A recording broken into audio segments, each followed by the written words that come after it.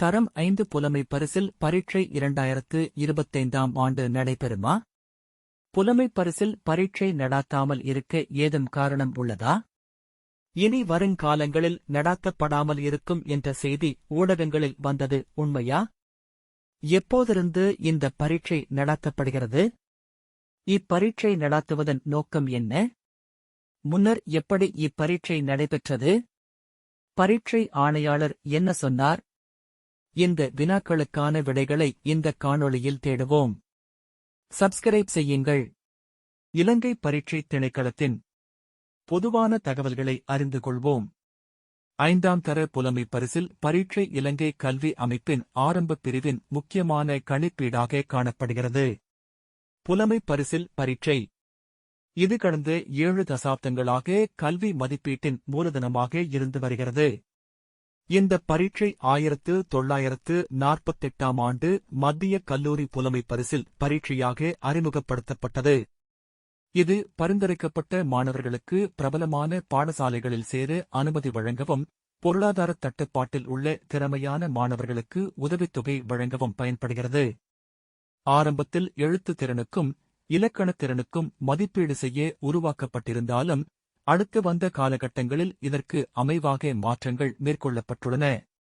1995இல் நடைபெற்ற மறுசீரமைப்பு இதற்கு பிரதானமானதாகும். அதன் பின்னர் இத்தேர்வு மாணவர்களின் அறிவுத் திறன்களையும் ஆற்றல்களையும் பரிசீலிக்கிறது. பரீட்சை பங்குபற்றும் மாணவர்களின் எண்ணிக்கை தொடக்கத்திலிருந்து பெரிதும் அதிகரித்துள்ளது. 1952ஆம் ஆண்டு மாணவர்கள் 23,000 ஆகஸ்ட் இருந்தது. 1969இல் இது ஜாதிகா நவோதய புலமை பரிசில் என்ற பெயரில் 92,000 ஆகஸ்ட் உயர்ந்தது. இன்றும் இப்பரீட்சை திறமையான மாணவர்களுக்கு தரமான கல்வி மற்றும் பொருளாதார ஆதரவின் பாலமாக செயல்படுகிறது. புலமை பரிசில் பரீட்சையின் நோக்கங்கள்.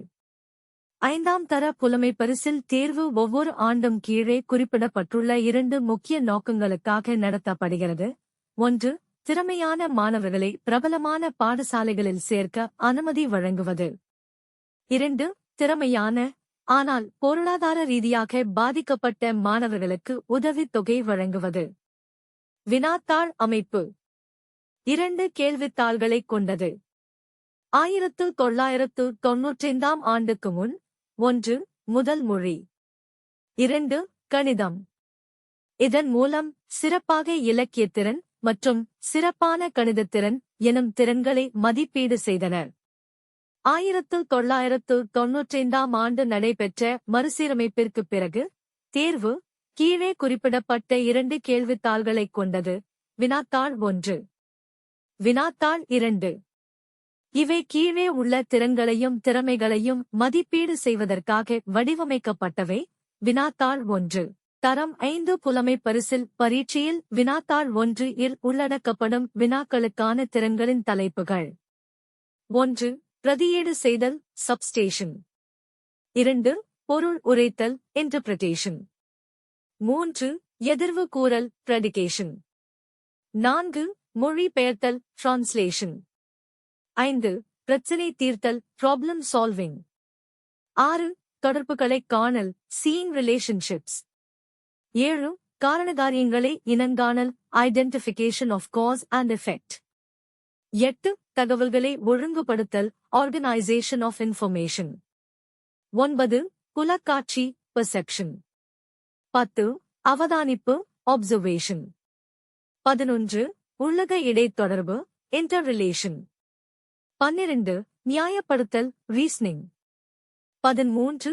தூல வெளித்தொடர்புகளை இனங்காணல் சீன் ஸ்பேஷல் ரிலேஷன்ஷிப். 14. அறிவுறுத்துகளை பின்பற்றுதல் ஃபாலோயிங் இன்ஸ்ட்ரக்ஷன். 2019ஆம் ஆண்டிலிருந்து பரீட்சைக்கு தோற்றிய மாணவர்கள் விவரங்களை பார்ப்போம். 2019ஆம் ஆண்டு 3,32,179 மாணவர்கள் தோற்றினர். 2020ஆம் ஆண்டு 3,26,264 மாணவர்கள் தோற்றினர். 2021ஆம் ஆண்டு 3,35,158 மாணவர்கள் தோற்றினர். 2022ஆம் ஆண்டு 3,29,668 மாணவர்கள் தோற்றினர்.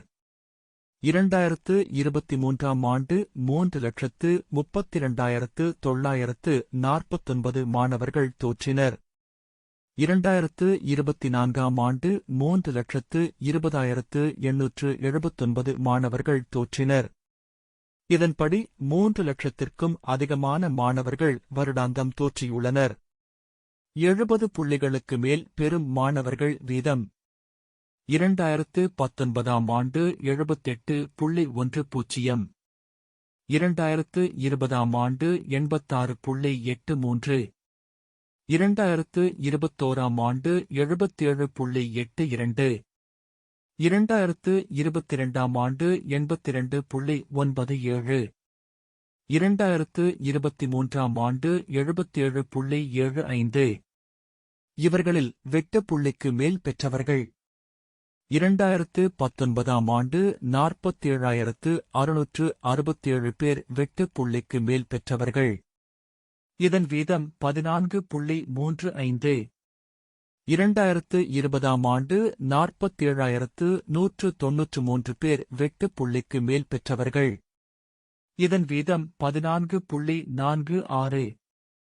2021ஆம் ஆண்டு 47,536 பேர் வெட்டு புள்ளிக்கு மேல் பெற்றவர்கள். இதன் வீதம் 14.18. 2022ஆம் ஆண்டு 48,527 பேர் வெட்டு புள்ளிக்கு மேல் பெற்றவர்கள். இதன் வீதம் 14.64. 2023ஆம் ஆண்டு 50,664 பேர் வெட்டு புள்ளிக்கு மேல் பெற்றவர்கள். இதன் வீதம் 15.22. இவர்கள்தான் பின்வரும் நோக்கத்திற்காக தெரிவு செய்யப்பட்டனர். 1. திறமையான மாணவர்களை பிரபலமான பாடசாலைகளில் சேர்க்க அனுமதி வழங்குவது. 2. திறமையான ஆனால் பொருளாதார ரீதியாக பாதிக்கப்பட்ட மாணவர்களுக்கு உதவித்தொகை வழங்குவது. 70 புள்ளிக்கு மேல் பெற்றவர்கள் 2023ஆம் ஆண்டு உள்ளபடி பார்ப்போம். மாகாண ரீதியாக பார்த்தால் முதலிடம் பெறுவது சப்ரகமுவ மாகாணம், அங்கு 81.18 வீதம். அடுத்து உள்ள மாகாணம் தென் மாகாணம், அங்கு 80.85 வீதம். மூன்றாவது மாகாணம் வடமேல் மாகாணம் 80.38. நான்காவது மாகாணம் மேல் மாகாணம் 79.29. ஐந்தாவது மாகாணம் ஊவா மாகாணம் 78.44. ஆறாவது மாகாணம் வட மத்திய மாகாணம் 77.04. ஏழாவது மாகாணம் மத்திய மாகாணம் 75.69. எட்டாவது மாகாணம் வடக்கு மாகாணம் 71.27. ஒன்பதாவது மாகாணம் கிழக்கு மாகாணம் 69.51. இலங்கையின் சராசரி 70 புள்ளிகளுக்கு மேல் பெறுபவர்கள் வீதம் 77.75. வினாத்தாள் 2 பற்றிப் பார்ப்போம். இது தாய்மொழி, சுற்றாடல் சார்ந்த செயற்பாடுகள், கணிதம், ஆங்கிலம், சிங்களம் ஆகிய பாடங்களைக் கொண்டது.